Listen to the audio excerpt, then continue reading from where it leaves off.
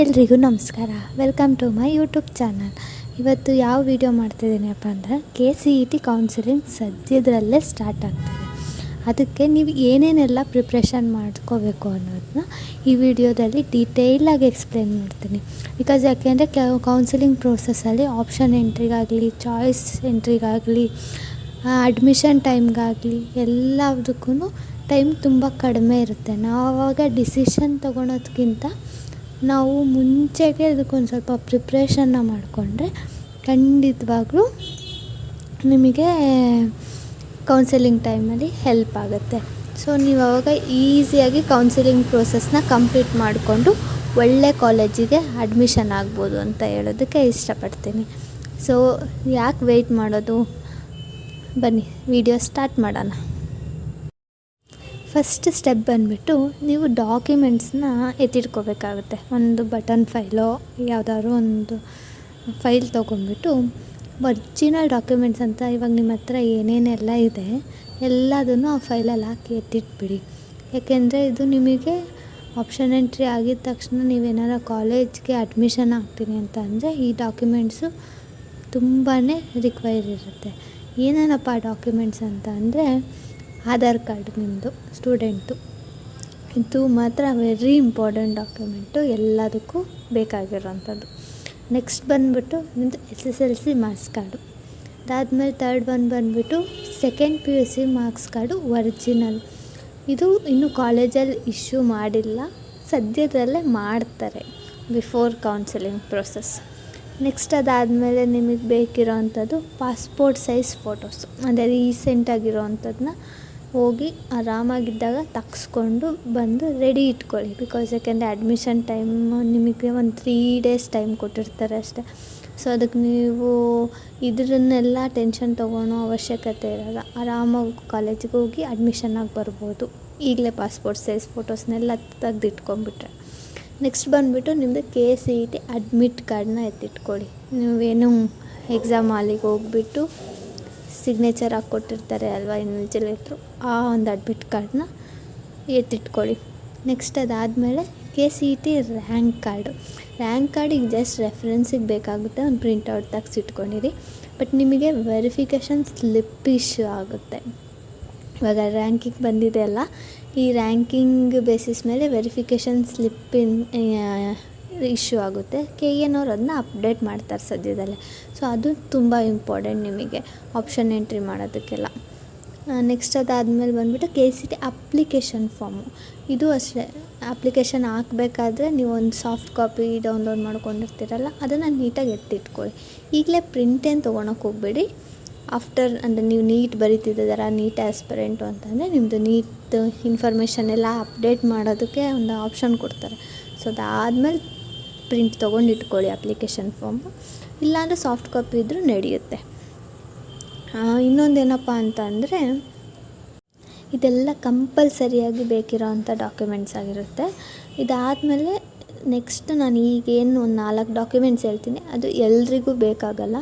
ಅದು ನೀವು KCET application ಹಾಕಬೇಕಾದ್ರೇ ನೀವು ಆ ಡಾಕ್ಯುಮೆಂಟ್ಸ್ ನಿಮ್ಮ ಹತ್ರ ಇದೆಯಾ ಇಲ್ವಾ ಅಂತ ಹೇಳ್ಬಿಟ್ಟು ಅವ್ರು ಕೇಳಿರ್ತಾರೆ, ನೀವು ಆವಾಗಲೇ ಎಸ್ ಆರ್ ನೋ ಕೊಟ್ಟಿರ್ತೀರ.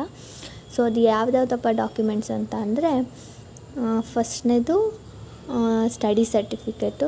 ಕೆಲವೊಬ್ಬರಿಗೆ ಕೇಳುತ್ತೆ, ಸೊ ಅವಾಗ ನಾವು ಕೊಡಬೇಕಾಗುತ್ತೆ, ಅಟ್ಯಾಚ್ ಮಾಡಬೇಕಾಗುತ್ತೆ, ಇಲ್ಲ ಒರಿಜಿನಲ್ ಕಾಪಿನ ಕೊಡಬೇಕಾಗುತ್ತೆ. ಸೊ ಹಂಗಾಗಿ ಇಟ್ಕೊಂಡಿರಿ. ಯೂಶ್ವಲಿ 10th ಮಾರ್ಕ್ಸ್ ಕಾರ್ಡ್ ಟೈಮಲ್ಲೇ ಸ್ಟಡಿ ಸರ್ಟಿಫಿಕೇಟ್ನು ಇಶ್ಯೂ ಮಾಡಿರ್ತಾರೆ. And second PUC marks card ಕೊಡೋ ಟೈಮ್ನಲ್ಲೇ ಸೆಕೆಂಡ್ PUದು ಕೂಡ ಸ್ಟಡಿ ಸರ್ಟಿಫಿಕೇಟ್ ಕೊಟ್ಟಿರ್ತಾರೆ ನಿಮಗೆ ಕಾಲೇಜ್ದು. ನೆಕ್ಸ್ಟ್ ಅದಾದಮೇಲೆ ಏನಪ್ಪ ಅಂತಂದರೆ ಇನ್ಕಮ್, ಅಂದರೆ ನಿಮ್ಮದು ಏನಾದ್ರು ಇನ್ಕಮ್ ಲಿಮಿಟ್ ಬಿಲೋ 2 lakh ಆ ಥರ ಇದ್ದರೆ, 8 lakh ಇದ್ದರೆ ಅವರು ಕೂಡ ಇನ್ಕಮ್ ಸರ್ಟಿಫಿಕೇಟ್ನ ಇನ್ ಕೇಸ್ ಏನಾದ್ರು ಎಕ್ಸ್ಪೈರಿ ಡೇಟ್ ಆಗಿರೋ ಅಂಥದ್ದಿದ್ದರೆ ರಿನ್ಯೂವಲ್ ಮಾಡಿಸ್ಕೊಳ್ಳಿ, ಇಲ್ಲ ಹೊಸ್ದಾಗಿ ಅಪ್ಲೈ ಮಾಡಿಬಿಡಿ.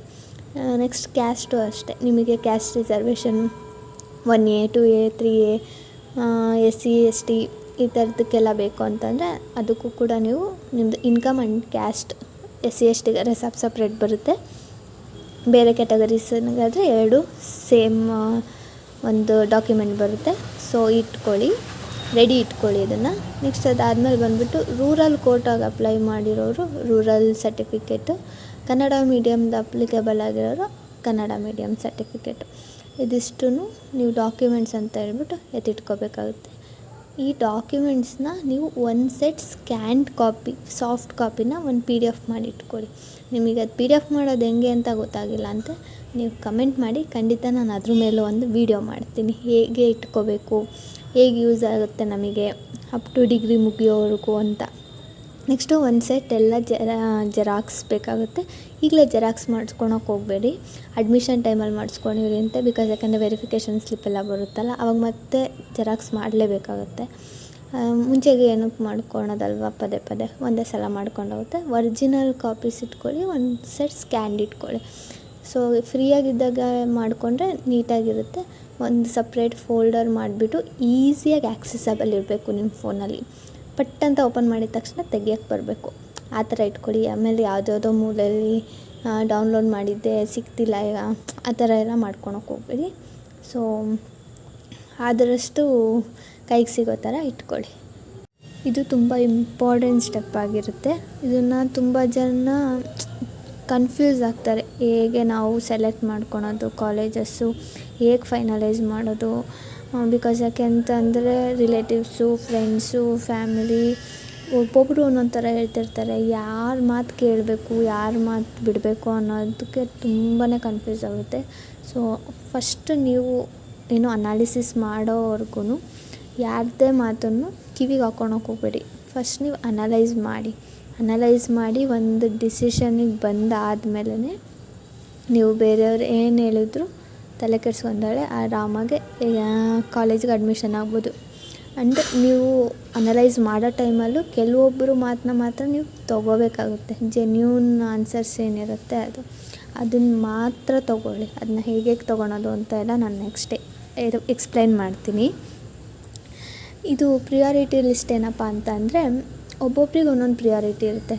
ಈಗ ಒಬ್ಬರಿಗೆ ಏನಿರುತ್ತೆ, ನಾನು ಇಂಜಿನಿಯರಿಂಗೇ ಮಾಡಬೇಕು, CS ಅಲ್ಲೇ ಮಾಡಬೇಕು, ಅದರಲ್ಲೂ AI ಸ್ಪೆಷಲೈಸೇಷನಲ್ಲೇ ಮಾಡಬೇಕು ಅಂತ ಇರುತ್ತೆ. ಸೊ ಇದನ್ನು ನೀವು ಈಗಲೇ ಫಿಕ್ಸ್ ಆಗಬೇಕು. ಯಾಕೆಂದರೆ ನೀವು ಫಸ್ಟ್ ರೌಂಡಲ್ಲಿ ಏನು ಆಪ್ಷನ್ ಎಂಟ್ರಿಲಿ ಕಾಲೇಜಸ್ ಹಾಕ್ತೀರಾ ಅದು ಮಾತ್ರ ಹಾಕೋಕ್ಕಾಗೋದು. ಅದಾದಮೇಲೆ ಎಡಿಟ್ ಆಪ್ಷನ್ ನಿಮಗೆ ಸಿಗೋಲ್ಲ 2 ರೌಂಡ್ ಮುಗಿಯೋವರೆಗೂ.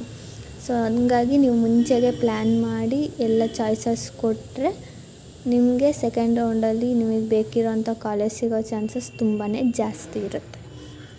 3rd ರೌಂಡಲ್ಲಿ, 4th ರೌಂಡ್, ಲಾಸ್ಟ್ ರೌಂಡಲ್ಲೆಲ್ಲ. ಸೊ ಹಂಗಾಗಿ ನೀವು ತುಂಬ ಕೇರ್ಫುಲ್ಲಾಗಿ ಆಪ್ಷನ್ ಎಂಟ್ರಿನ ಮಾಡಬೇಕಾಗುತ್ತೆ. ಅದಕ್ಕಿದು ಪ್ರಿಪ್ರೇಷನ್ ಫಸ್ಟ್ ಸ್ಟೆಪ್ ಅಂತ ಹೇಳ್ಬೋದು.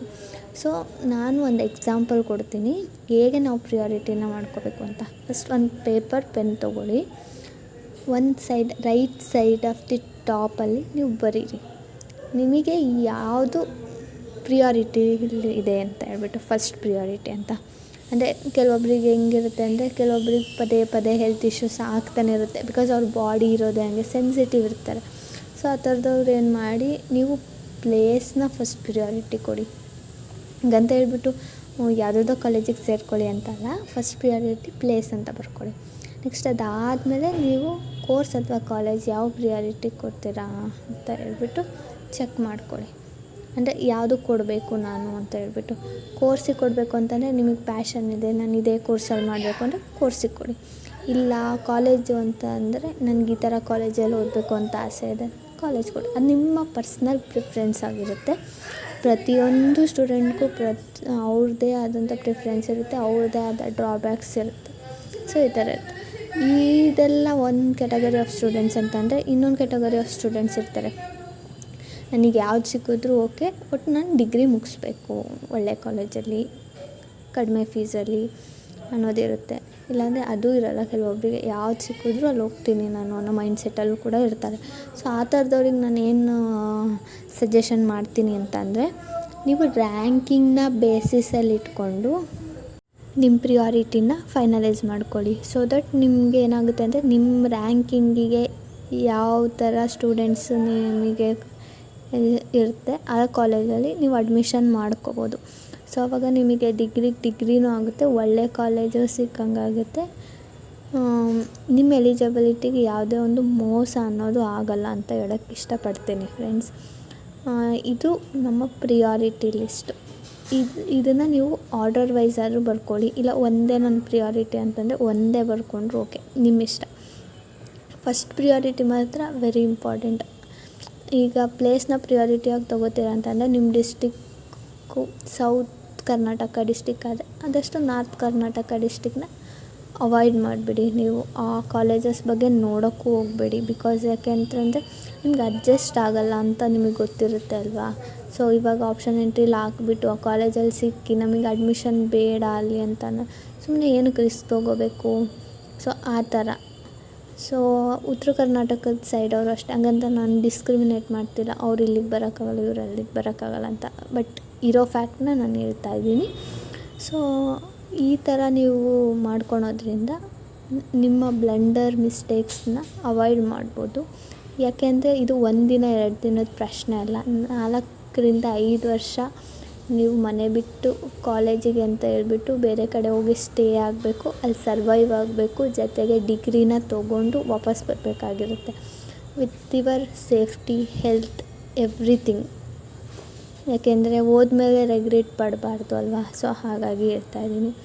ಇನ್ನು ನಿಮಗೆ ಕೋರ್ಸ್ ನಾನು ಫಿಕ್ಸ್ CS ಹೋಗ್ತೀನಿ ಅಂತಂದರೆ ನಿಮ್ಮ ನಿಯರ್ ಬೈ ಯಾವುದು ನಿಮ್ಮ ರ್ಯಾಂಕಿಂಗ್ ಇರುತ್ತೆ ಅದನ್ನು ಹೇಗೆ ನೋಡೋದು ಅಂತ ಹೇಳ್ಬಿಟ್ಟು ನೆಕ್ಸ್ಟ್ ನೋಡೋಣ ಆಯಿತಾ. ಹಾಗೆ ಇನ್ನೊಂದು ಹೇಳೋದು ಮರೆತುಬಿಟ್ಟಿದ್ದೆ.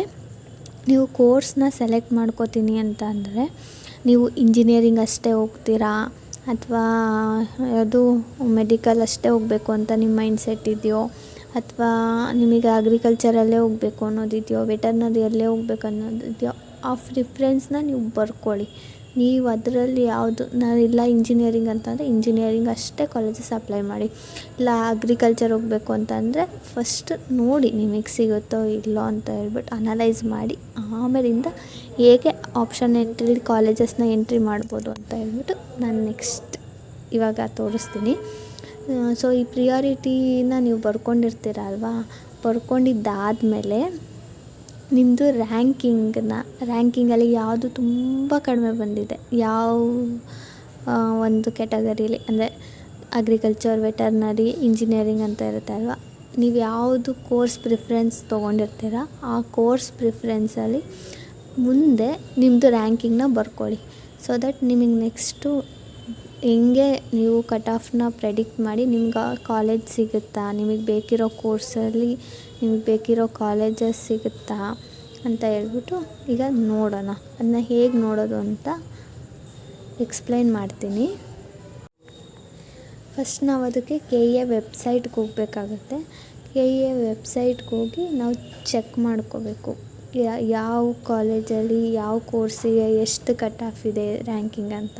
ಅದಕ್ಕೆ ನಾನು KE ವೆಬ್ಸೈಟ್ನ ಓಪನ್ ಮಾಡ್ತಿದ್ದೀನಿ ನೋಡಿ. ಹೋಮ್ ಪೇಜ್ನ ಓಪನ್ ಮಾಡಿದ ಮೇಲೆ ರೈಟ್ ಸೈಡಲ್ಲಿ ನಾನು ಇಂಗ್ಲೀಷ್ ಒಂದು ಇದನ್ನು ಚೇಂಜ್ ಮಾಡ್ಕೋತೀನಿ.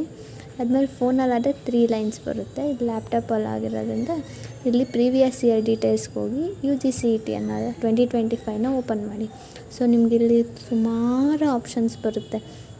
ಈ ಆಪ್ಷನ್ಸಲ್ಲಿ ನೀವೇನು ಮಾಡಬೇಕು ಅಂತಂದರೆ second round allotment, first round allotment, final cut ಆಫ್ನ ನೀವು ಓಪನ್ ಮಾಡಿಬಿಟ್ಟು ಅದರಲ್ಲಿ ನಿಮ್ಗೆ ಯಾವ ಕೋರ್ಸಲ್ಲಿ ಬೇಕಿದೆ, ಯಾವ ಇದರಲ್ಲಿ ಬೇಕು, ನೀವು ಪ್ರಾಕ್ಟಿಕಲ್ AG ಆ ಥರದ್ದೆಲ್ಲ ಆಗಿದೆ, ಹಾಗೆ ಪ್ರಾಕ್ಟಿಕಲಲ್ಲಿ ಎಕ್ಸಾಮ್ ಬರೆದಿದ್ರೆ ಪ್ರಾಕ್ಟಿಕಲ್ದನ್ನು ಓಪನ್ ಮಾಡ್ಕೋಬೇಕು. ಇಲ್ಲಾಂದರೆ ನೀವು ಅಂತಂದರೆ ನೀವು ಜನರಲಿಗೆ ಸೇರ್ಕೋತೀರ.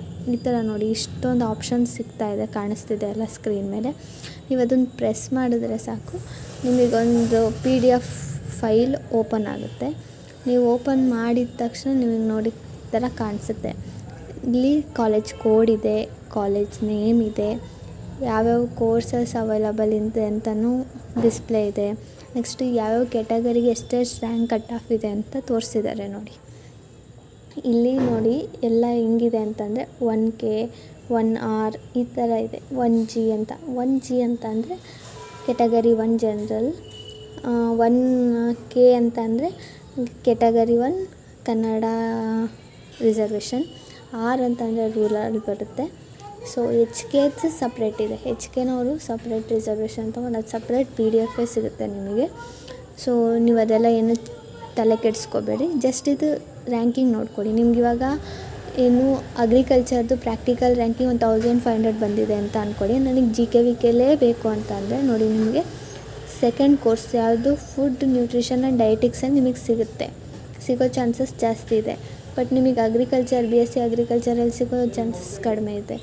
ಸೊ ಇದು ನಿಮ್ಮ ಹೋಮ್ ಡಿಸ್ಟ್ರಿಕ್ಕಿಗೆ ಹತ್ರ ಆಗಿದೆಯಾ ನೋಡ್ಕೊಳ್ಳಿ. ಓಕೆ ಆಗಿದೆ ಅಂತಂದರೆ ನೀವು ಇಮಿಡಿಯೇಟ್ಲಿ ಅದನ್ನು ಆ ಶೀಟಲ್ಲಿ ಏನು ಇದೆ ಆ ಶೀಟಲ್ಲಿ ಬರ್ಕೊಳ್ಳಿ. College code, college name, ranking cut off first round, second ರೌಂಡಿಂದು ಇದೇ ಥರ ಓಪನ್ ಮಾಡಿ ಬರ್ಕೊಳ್ಳಿ. ನೆಕ್ಸ್ಟ್ ಅದಾದಮೇಲೆ ಇನ್ನೊಂದು ಕಾಲಮ್ನ ನೀವು ಜಾಗ ಬಿಟ್ಕೊಳ್ಳಿ. ಯಾಕೆ ಅಂತಂದರೆ ಇನ್ನು ಆ್ಯಡ್ ಮಾಡೋ ಅಂಥದ್ದು ಏನಾದರೂ ಇದ್ದರೆ ಬರ್ಕೊಳೋದಕ್ಕೆ ಜಾಗ ಆಗುತ್ತೆ. ಸೊ ಈ ಥರ ನೀವು ಎವ್ರಿ ಕೋರ್ಸ್ದು, ನೀವು ಇಂಜಿನಿಯರಿಂಗ್ ಮಾಡ್ತೀನಿ ಅಂತಂದರೆ ಇಂಜಿನಿಯರ್ದು ಈ ವರ್ಷದ ಸೀಟ್ ಮ್ಯಾಟ್ರಿಕ್ಸ್ ಬಿಟ್ಟಿದ್ದಾರೆ ಅಫಿಷಿಯಲಾಗಿ. ನಾನು ಆ PDF ಡಿಸ್ಕ್ರಿಪ್ಷನಲ್ಲಿ ಹಾಕಿದ್ದೀನಿ, ಡೌನ್ಲೋಡ್ ಮಾಡಿಕೊಂಡು ನೀವು ಇಂಜಿನಿಯರಿಂಗ್ದು ಯಾವ ಕಾಲೇಜ್ ಬೇಕು, ಎಲ್ಲ ಯಾವ ಕೋರ್ಸ್ ಬೇಕು, ನಿಮ್ಮ ರ್ಯಾಂಕಿಂಗ್ ಎಷ್ಟಿದೆ ನೋಡಿ ಪ್ರಿಯಾರಿಟಿ ಬರ್ಕೊಳ್ಳಿ. ನೀವು ಎಷ್ಟು ಇದನ್ನು ಮಾಡ್ಕೋಬೇಕು ಅಂತಂದರೆ ನಿಮ್ಮ ರ್ಯಾಂಕಿಂಗಿಂತ ಒಂದು 5000 ರ್ಯಾಂಕಿಂಗ್ ಕಡಿಮೆ ಇರೋ ಕಟ್ ಆಫ್ ಇರುತ್ತಲ್ಲ ಕಾಲೇಜಸ್ಸು, ಆದಷ್ಟು ಅದನ್ನು ಪ್ರಿಯಾರಿಟಿಯಾಗಿ ತೊಗೊಳ್ಳಿ. ಅಂದರೆ ಫಸ್ಟ್ ಇವಾಗ ನಿಮ್ಮ ರ್ಯಾಂಕಿಂಗು 1500 ಇದೆ ಅಂದ್ಕೊಳ್ಳಿ, 1000 ಕಟ್ ಆಫ್ ಇರೋದು, 900, 800 ಕಟ್ ಆಫ್ ಇರೋ ಅಂಥ ಕಾಲೇಜಸ್ನೆಲ್ಲ ಲಿಸ್ಟ್ ಮಾಡ್ಕೊಳ್ಳಿ. ಪರವಾಗಿಲ್ಲ, ಯಾಕೆ ಅಂದರೆ ಫಸ್ಟ್ ರೌಂಡ್ ಸೆಕೆಂಡ್ ರೌಂಡಲ್ಲಿ ಸಿಗಲಿಲ್ಲ ಅಂದರೆ ಥರ್ಡ್ ರೌಂಡಲ್ಲಿ ಸಿಗೋ ಚಾನ್ಸಸ್ ಕೂಡ ಇರುತ್ತೆ ನಿಮಗೆ. ನೀವೇನಾದರೂ ಇನ್ ಕೇಸ್ ಪಾರ್ಟಿಸಿಪೇಟ್ ಮಾಡಿದ್ರೆ ನಿಮ್ಗೆ ಯಾವುದೂ ಇದಾಗಿರೋದು ಇಷ್ಟ ಆಗಲಿಲ್ಲ ಅಂತ ಅಂದ್ಬಿಟ್ಟು ನೆಕ್ಸ್ಟ್ ಫರ್ದರ್ ರೌಂಡ್ಗೆ ಹೋಗ್ತೀನಿ ಅಂದರೆ ನಿಮ್ಗೆ ಅಲ್ಲಿ ಆಪ್ಷನ್ ಇರುತ್ತೆ. ಇಲ್ಲಾಂದರೆ ನೀವು ಎಲ್ಲ ಆಪ್ಷನ್ಸ್ ಕಳ್ಕೊಂಬಿಟ್ಟಿರ್ತೀರ ಸೆಕೆಂಡ್ ರೌಂಡಲ್ಲೇ. ಆವಾಗ ಯಾವ ಕಾಲೇಜ್ ಸಿಕ್ಕಿದೆ ಅದನ್ನಕ್ಕೆ ಹೋಗಬೇಕಾಗುತ್ತೆ. ಮತ್ತು ಎಕ್ಸಿಟ್ ಆದರೆ ಮ್ಯಾನೇಜ್ಮೆಂಟ್ ಕೋಟಾದಲ್ಲಿ ಹೋಗೋ ಚಾನ್ಸಸ್ಸು ಆಗುತ್ತೆ. ಇವಾಗ ಸುಮ್ಮನೆ ಅಮೌಂಟ್ ವೇಸ್ಟ್ ಆಗುತ್ತೆ ನಿಮ್ಮದೇ. ಅದು 1 ವರ್ಷದ್ದಲ್ಲ, 4 ವರ್ಷದ್ದು. ಸೊ ಹಾಗಾಗಿ ಕೇರ್ಫುಲ್ಲಾಗಿ ನೋಡಿಕೊಂಡು ನೀವು ನೋಟ್ ಡೌನ್ ಮಾಡ್ಕೋಬೇಕು. ಸೊ ಪ್ರತಿಯೊಂದೂ ನೋಟ್ ಡೌನ್ ಮಾಡ್ಕೊಳ್ಳಿ. ನಿಮ್ಗೆ ಯಾವ ಕಾಲೇಜಸ್ ಲಿಸ್ಟ್ ಆದರೂ ಪರವಾಗಿಲ್ಲ, ಫಸ್ಟ್ ಲಿಸ್ಟ್ ಮಾಡ್ಕೊಂಬಿಡಿ. ಕಾಲೇಜಸ್ ನಿಮಗೆ BSc ಬೇಕಾ, AG ಬೇಕಾ, ಅದ್ರದ್ದೆಲ್ಲ ಮಾಡ್ಕೊಳ್ಳಿ. ವೆಟರ್ನರಿ ಬೇಕಾ, ವೆಟರ್ನರಿ ಜಾಸ್ತಿ ಇಲ್ಲ ಬಿಕಾಸ್ ಇವರು. ನೆಕ್ಸ್ಟ್ ಇಂಜಿನಿಯರಿಂಗಲ್ಲೂ ನಾನು ನೋಡ್ತೀನಿ ಅಂತಂದರೆ ಇಂಜಿನಿಯರಿಂಗಲ್ಲೂ ಕೆಲವೊಂದಷ್ಟು ಸ್ಟ್ರೀಮ್ಸು, ಕೆಲವೊಂದಷ್ಟು ಕಾಲೇಜಸ್ಸು ನಿಮ್ಮ ರ್ಯಾಂಕಿಂಗಿಂತ ಒಂದು 10,000 ರ್ಯಾಂಕಿಂಗ್ ಕಡಿಮೆ ಇದ್ರೂ ಓಕೆ ಮಾಡ್ಕೊಳ್ಳಿ. ನಾನಿಲ್ಲಿ ನೀಟಾಗಿ ನೋಡಿ ತೋರಿಸ್ತಾ ಇದ್ದೀನಿ ಎಲ್ಲೆಲ್ಲಿದೆ ಅಂತ ಹೇಳ್ಬಿಟ್ಟು. ಅಂದರೆ ಸೆಕೆಂಡ್ ಅಂದರೆ ಸೆಕೆಂಡ್ ರೌಂಡ್ದು ಕಟ್ ಆಫ್ ಎಷ್ಟಿದೆ ಅನ್ನೋದಕ್ಕೆ ಈ ಥರ. ನೆಕ್ಸ್ಟು ಫಸ್ಟ್ ರೌಂಡ್ದು ಕಟ್ ಆಫ್ ಹೇಗಿದೆ ಅಂತಲೂ ಕೂಡ ನೋಡಿ. ಸ್ಕ್ರೀನ್ ರೆಕಾರ್ಡ್ನ ಕಂಪ್ಲೀಟಾಗಿ ಅಪ್ಲೋಡ್ ಮಾಡಿರ್ತೀನಿ. ಇನ್ನೇನು ಇನ್ಫಾರ್ಮೇಷನ್ ಹೇಳೋ ಅಂಥದ್ದಿಲ್ಲ ಈ ಸ್ಟೆಪ್ಪಲ್ಲಿ. ನೆಕ್ಸ್ಟ್ ಸ್ಟೆಪ್ಪಲ್ಲಿ ನೆಕ್ಸ್ಟ್ ಇನ್ಫಾರ್ಮೇಷನ್ನ ಎಕ್ಸ್ಪ್ಲೇನ್ ಮಾಡ್ತೀನಿ ನಾನು. ಸೊ ನೋಡಿ, ನಾನು ನೋಟ್ ಡೌನ್ ಮಾಡ್ಕೊಳಕ್ಕೆ ಹೇಳಿದ್ನಲ್ಲ, college name, code, course, ranking, cut off ಮತ್ತು ಪ್ಲೇಸ್ನ ಆ್ಯಡ್ ಮಾಡ್ಕೊಳ್ಳಿ. ಇವಾಗ ಇನ್ನೊಂದು ರೋ ಸಿಗುತ್ತಲ್ಲ ನಿಮಗೆ, ಸೊ ಅದರಲ್ಲಿ. ಸೊ ನೀವು ಇವಾಗ ಏನು ಮಾಡಿಬಿಟ್ಟಿರ್ತೀರ ಅಂತಂದರೆ ಆರ್ಡರ್ ವೈಸ್ ನೀವು ಬರ್ಕೊಂಡಿರಲ್ಲ ಕಾಲೇಜಸ್ಸು. ಒಂದೊಂದು ಕಾಲೇಜು ಒಂದೊಂದು ರ್ಯಾಂಕಿಂಗ್ ಕಟ್ ಆಫ್ ಇರುತ್ತೆ. ಸೊ ನಿಮ್ಮ ಕಾಲೇಜ್ ನಿಮಗೆ ಎಷ್ಟು ರ್ಯಾಂಕಿಂಗ್ ಬಂದಿದೆ, ಈಗ ಇಂಜಿನಿಯರಿಂಗ್ ಕಾಲೇಜಸ್ ಬಗ್ಗೆ ಇದನ್ನು ಮಾಡಿ ನಿಮ್ಮ ಇಂಜಿನಿಯರಿಂಗ್ ರ್ಯಾಂಕ್ನ ರೈಟ್ ಸೈಡಲ್ಲಿ ನಿಮ್ಮ ಪ್ರಿಫರೆನ್ಸ್ ಬರೆದಿರ್ತೀರಲ್ಲ, ಅಲ್ಲಿರುತ್ತೆ ನೋಡಿ. ಆ ರ್ಯಾಂಕಿಂಗ್ ನೋಡ್ಕೊಳ್ಳಿ. ಅದರಿಂದ 10,000 ಕಡಿಮೆ ಇರೋ ರ್ಯಾಂಕಿಂಗ್ ಕಾಲೇಜಸ್ನ ತೊಗೊಳ್ಳಿ ಅಂತ ಹೇಳಿದೆ. ಈಗ ಒಂದೊಂದನ್ನೇ ಪ್ರಿಯಾರಿಟಿಯಾಗಿ ಲಿಸ್ಟ್ ಮಾಡಿ. ಈಗ ನಿಮ್ಮ ಒಂದು ಕಾಲೇಜ್ಗೆ ನಿಮ್ಮದು ರ್ಯಾಂಕಿಂಗು ಇಂಜಿನಿಯರಿಂಗ್ ಕಾಲೇಜ್ಗೆ 19,000 ಬಂದಿದೆ ಅಂತ ನಿಮ್ಮದು ರ್ಯಾಂಕಿಂಗು. ಬಟ್ ಕಾಲೇಜ್ದು ಕಟ್ ಆಫ್ ಎಷ್ಟು ಬಂದಿದೆ, 12,000 ಬಂದಿದೆ. 12,000 ಬಂದಿದೆ ಅಂತಂದರೆ ಫಸ್ಟ್ ಅದನ್ನಿಡಿ. ನೆಕ್ಸ್ಟ್ 13,000 ಬಂದಿರೋ ಕಾಲೇಜ್ ರ್ಯಾಂಕಿಂದು ನೆಕ್ಸ್ಟ್ ಬರ್ಕೊಳ್ಳಿ. ನೆಕ್ಸ್ಟು 14,000 ರ್ಯಾಂಕಿಂಗ್ ಕಟ್ ಆಫ್ ಬಂದಿರೋದು, ಈ ಥರ 19ವರೆಗೂ ಬರ್ಕೊಳ್ಳಿ. ಸೊ ದಟ್ ನಿಮಗೆ ಅಪ್ ಟು 10,000 ರ್ಯಾಂಕಿಂಗ್ ಫಸ್ಟ್ ರೌಂಡಲ್ಲಿ ಅಡ್ಮಿಷನ್ ಆಗಿರ್ತಾರಲ್ಲ ಅವ್ರ ಜೊತೆಗೆ ಓದೋವಂಥ ಚಾನ್ಸಸ್ ಕೂಡ ನಿಮಗೆ ಸಿಗುತ್ತೆ. ಸೊ ಆವಾಗ ನಿಮ್ಗೆ ಏನಾಗುತ್ತೆ ಅಂತಂದರೆ ನೀವಿನ್ನೂ ಕಲಿಬೇಕು ಅನ್ನೋ ಮೈಂಡ್ ಸೆಟ್ ಬರುತ್ತೆ. ಇಲ್ಲಾಂದರೆ ನಿಮಗಿಂತ ಕೆಳಗಿರೋ ರ್ಯಾಂಕಿಂಗ್ ಅಂತ ಅಂದರೆ ಅವ್ರನ್ನ ಕಡೆಗಣಿಸ್ತಿಲ್ಲ ನಾನು, ಬಟ್ ಸೊ ಅವ್ರ ಮೆಂಟಾಲಿಟಿ ಹೆಂಗಿರುತ್ತೆ ಅಂದರೆ ನಿಮಗಿಂತ ಕಡಿಮೆ ಪ್ರೊಡಕ್ಟಿವಿಟಿ ಇರುತ್ತೆ. ಸೊ ನಿಮ್ಗೆ ಇವಾಗ ಕಲಿಯೋದೇನೂ ಇರೋಲ್ಲ ಕಾಲೇಜಲ್ಲಿ, ಬಿಕಾಸ್ ಡಿಗ್ರೀಲಿ ತುಂಬ ಓದೋ ಅಂಥ ಇದು ಇರೋಲ್ಲ, ಸ್ವಲ್ಪ ಎಂಜಾಯ್ಮೆಂಟು ಇರುತ್ತೆ ಅಲ್ಲ. ಸೊ ಹಂಗಾಗಿ ನಾವೆಲ್ಲದನ್ನು ನೋಡ್ಕೋಬೇಕು. ನಮ್ಮ ಮೆಂಟಲ್ ಸ್ಟೇಟಸ್, ನಮ್ಮದು ಫೈನಾನ್ಷಿಯಲ್ ಸ್ಟೇಟಸ್ಸು ಮತ್ತು ಎಲ್ಲದನ್ನು ಕನ್ಸಿಡರ್ ಮಾಡಿ ಆಪ್ಷನ್ ಎಂಟ್ರಿ ಮಾಡಿಕೊಂಡ್ರೆ ನಿಮಗೆ ಖಂಡಿತ 4 ವರ್ಷ ಮುಗಿಯೋವರೆಗೂ ಯಾವುದೇ ಥರ ರಿಗ್ರೆಟ್ಸ್ ಅನ್ನೋದು ಆಗಲ್ಲ ಅಂತ ಹೇಳ್ತೀನಿ. ಸೊ ಈ ಥರ ರೀಅರೇಂಜ್ಮೆಂಟ್ ಮಾಡ್ಕೊಳ್ಳಿ. ರೀಅರೇಂಜ್ಮೆಂಟ್ ಮಾಡಿಕೊಂಡು ಏನು ಜಾಸ್ತಿ ಇದಿಲ್ಲ, ರೀಅರೇಂಜ್ಮೆಂಟ್ ಮಾಡ್ಕೋಬೇಕಾದ್ರೆ ನೀವು ಪ್ಲೇಸಸ್ಸು ಬರೆದುಕೊಂಡಿರ್ತೀರಲ್ಲ, ನೋಡಿ ಅದು ನಿಮ್ಮ ಹೋಮ್ ಡಿಸ್ಟಿಕ್ಕಿಂದ almost 150 kilometres to 300 kilometres nearby ಇದ್ದರೆ ಅದು ಇಟ್ಕೊಳ್ಳಿ. ಇಲ್ಲ ಅಂದರೆ ಆ ಪ್ಲೇಸ್ ಇನ್ನೂ ದೂರ ಇದೆ, ಲಾಂಗ್ ಅವರ್ ಜರ್ನೀಸ್ ಆಗುತ್ತೆ ಅಂತಂದರೆ ಆದಷ್ಟು ಕಡಿಮೆ ಮಾಡಿ. ಬಿಕಾಸ್ ಯಾಕೆ ಹೇಳ್ತಿದ್ದೀನಿ ಅಂತಂದರೆ, ಈ ಎಮರ್ಜೆನ್ಸಿ ಸಿಚುವೇಶನ್ಸ್ ಏನಾದ್ರು ಬಂತು, ಇಲ್ಲ ನಮಗೆ ಹುಷಾರಿಲ್ಲ, ನಾವೇ ಮನೆಗೆ ಹೋಗ್ಬೇಕು ಅನಿಸ್ತೈತೆ ಅಂತ ಅಂದಾಗ ಸಡನ್ನಾಗಿ ಹೋಗೋಕ್ಕಾಗಲ್ಲ, ಜರ್ನಿ ಮಾಡ್ಕೊಂಡು ಹೋಗ್ಬೇಕಾಗತ್ತೆ. ಬಿಕಾಸ್ ಆಲ್ರೆಡಿ ಹುಷಾರಿರಲ್ಲ. ಆ ಥರ ಟೈಮಲ್ಲೆಲ್ಲ ಹೋಗೋದು ತುಂಬಾ ಹಿಂಸೆ ಆಗುತ್ತೆ. ಸೊ ಹಂಗಾಗಿ ನೀವು ಎಲ್ಲದನ್ನು ನೋಡಿಕೊಂಡು ಆದಷ್ಟು ಸಮಾಧಾನವಾಗಿ ಕಾಲೇಜಿಗೆ ಸೇರ್ಕೊಳ್ಳಿ. ಹರ್ರಿ ಯಾವುದೇ ಥರ ಡಿಸಿಷನ್ನು ತೊಗೊಳಕ್ಕೆ ಹೋಗಬೇಡಿ, ಅದು ತುಂಬ ಆಮೇಲಿಂದ ರಿಗ್ರೆಟ್ ಪಡಬೇಕಾಗುತ್ತೆ. ಹಾಗಾಗಿ ನೀವು ಒಂದು ಸಲ ಕಾಲೇಜಿಗೆ ಹೋದ್ಮೇಲೆ ನಿಮ್ಗೆ ಹೇಗೆ ಅನಿಸ್ಬೇಕು ಅಂತಂದರೆ, I had made A right choice ಅಂತ ಅನಿಸ್ಬೇಕು. ಆ ಥರ ನೀವು ಈಗಲೇ ಪ್ರಿಪ್ರೇಷನ್ ಮಾಡಿಟ್ಕೊಂಡ್ರೆ ನಿಮಗೆ ಕೌನ್ಸಿಲಿಂಗ್ ಟೈಮಲ್ಲಿ ಯಾವುದೇ ಥರ ಪ್ರಾಬ್ಲಮ್ಸ್ ಆಗಲ್ಲ. ನೀವು ಇವಾಗ ಎಲ್ಲ ಆರ್ಡರ್ ವೈಸ್ ಎಲ್ಲ ರ್ಯಾಂಕಿಂಗ್ ಪ್ಲೇಸಸ್ ಎಲ್ಲದನ್ನು ಫಿಲ್ಟರ್ ಮಾಡಿಬಿಟ್ಟಿದ್ದೀರ. ಇನ್ನು ನಿಮಗಿರೋದು ಒಂದು ಚಿಕ್ಕ ಕೆಲಸ, ರಿಸರ್ಚ್ ಅಂತಂದರೆ ಏನು ದೊಡ್ಡ ಇದರಲ್ಲೆಲ್ಲ ಹೋಗಿ ಸರ್ಚ್ ಮಾಡಬೇಕು ಅಂತ ಅಲ್ಲ.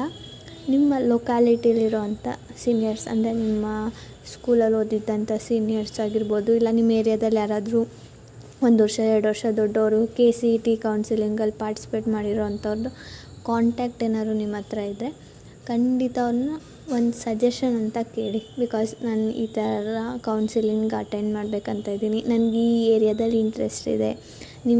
ಅಂದರೆ ಅವ್ರೇನಾದರೂ ನಿಮಗೆ ಇಂಟ್ರೆಸ್ಟ್ ಇರೋದೇ ಆಗಿದ್ರೆ ಇನ್ನೂ ಒಳ್ಳೆಯ ಇನ್ಫಾರ್ಮೇಷನ್ ಸಿಗುತ್ತೆ.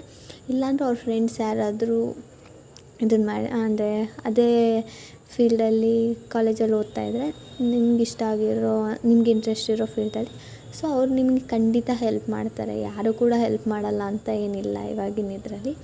ಸೊ ಇದು ನಿಮ್ಮ ಲೊಕ್ಯಾಲಿಟಿಲಿರೋದು. ಇನ್ನೂ ಇಲ್ಲಪ್ಪ ನನಗೆ ನಮ್ಮ ಲೊಕ್ಯಾಲಿಟಿಲಿ ಯಾರೂ ಇಲ್ಲ, ನನಗೆ ಯಾರೂ ಗೊತ್ತೇ ಇಲ್ಲ ಅಂತಂದರೆ KEA ಕನೆಕ್ಟ್ ಅನ್ನೋ ಒಂದು ಆಪ್ಷನ್ ಇದೆ KEA ವೆಬ್ಸೈಟಲ್ಲಿ. ಸೊ ಅಲ್ಲಿ ಕೂಡ ಹೋದರೆ ಟಾಪ್ 5 ಕಾಲೇಜ್ ಸ್ಟೂಡೆಂಟ್ಸು ನಿಮಗೆ ಇನ್ಸಿಸ್ಟ್ ಮಾಡ್ತಾರೆ. ನಿಮಗೆ ಏನೇ ಒಂದು ಡೌಟ್ಸ್ ಇದ್ರೂ ಕಾಲೇಜ್ ಬಗ್ಗೆ ಆಗಿರ್ಬೋದು, ಕಾಲೇಜ್ ಫೆಸಿಲಿಟೀಸ್ ಬಗ್ಗೆ ಆಗಿರ್ಬೋದು, ಅವ್ರು ಯಾವ ಕಾಲೇಜಲ್ಲಿ ಅಂದರೆ ಅವ್ರ ನೇಮೇನೂ ರಿವೀಲ್ ಆಗೋಲ್ಲ. ಸೊ ಹಾಗಾಗಿ ಹಂಗೆ ಇಂಟ್ರ್ಯಾಕ್ಷನ್ ಅಂತೂ ಮಾಡ್ಬೋದು ನೀವು ಸ್ಟೂಡೆಂಟ್ಸ್ ಜೊತೆ. ಸೊ ಅದನ್ನು ಯೂಸ್ ಮಾಡ್ಕೊಳ್ಳಿ. ನಿಮಗೆ ಗೊತ್ತಾದರೆ ಮಾಡಿ, ಇಲ್ಲಾಂದರೆ ಓಕೆ.